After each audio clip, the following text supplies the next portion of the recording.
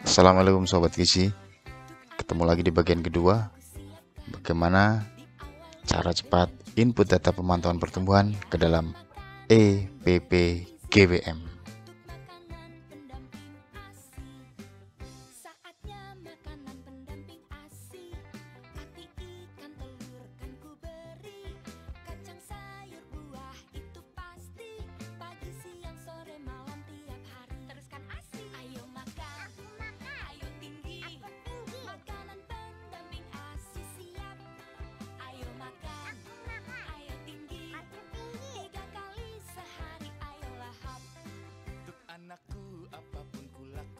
Di bagian kedua ini, setelah kita mendapatkan data pengukuran dari hasil posyandu, maka kita bisa menginput di form Excel yang sudah kemarin di print di bagian 1. Kalau belum nonton bagian 1, maka tonton dulu bagian 1. Maka sekarang saatnya kita menginput ke dalam format Excel sesuai dengan EPPGWM. Yang pertama kita blok dulu format yang akan kita isi dengan format teks yang pasti, supaya lebih mudah menginputnya dan tidak bergeser angkanya. Kemudian kita isi tanggal ukur.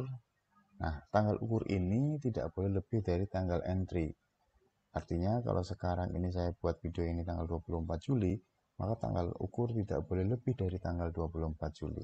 Oke, untuk contoh saya masukkan tanggal ukurnya tanggal 23 Juli 2020. Ingat formatnya tahun, bulan, tanggal.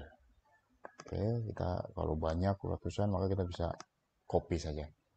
Isi tingginya si balita tersebut, contoh misalnya ini tingginya dia 98, cara ukurnya berdiri berarti 2, beratnya misalkan dia 14. Vitamin A diisi iya kalau dikasih. Kemudian yang kedua tingginya dia 90, cara ukurnya 2 juga, kemudian beratnya 13,5 katakanlah, mendapat vitamin A. Lalu yang ketiga ternyata tidak hadir, maka dikosongkan.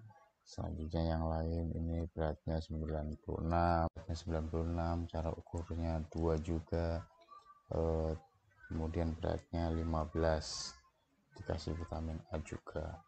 Yang Windiarti ini beratnya 100 misalnya, kemudian cara ukurnya 2 nya 16 kilo dan dia mendapat standar. Nah, ini juga bisa untuk mengisi AC eksklusif yang dia didapat kalau misalnya masih AC. PMT juga bisa sekaligus diinput di dalam sini. Pemberian kedua misalnya sumber PMT-nya 1 pusat ya, 2 daerah, atau 3 pusat dan daerah. Pemberian pusat kita isi dengan jumlah bungkusnya, misalnya dapat 84 bungkus yang saset itu, dan tahun produksinya 2019. Kalau misalnya diisi sumber PMT-nya ada daerah, maka pemberian daerah bisa diisi. Tapi karena ini dipilih satu, sumbernya PMT dari pusat saja, maka pemberian daerah dikosongkan. Ini contoh salah satu. Kalau sudah terisi seperti ini, ingat yang tidak hadir kita bisa hapus satu row-nya supaya tidak ikut terupload. Kalau sudah kita yakin, lalu kita save as ya, lalu kita kemudian jangan lupa tipenya diganti dengan 97/2003 workbook, lalu dikasih nama misalnya ukur Juli, kita save saja.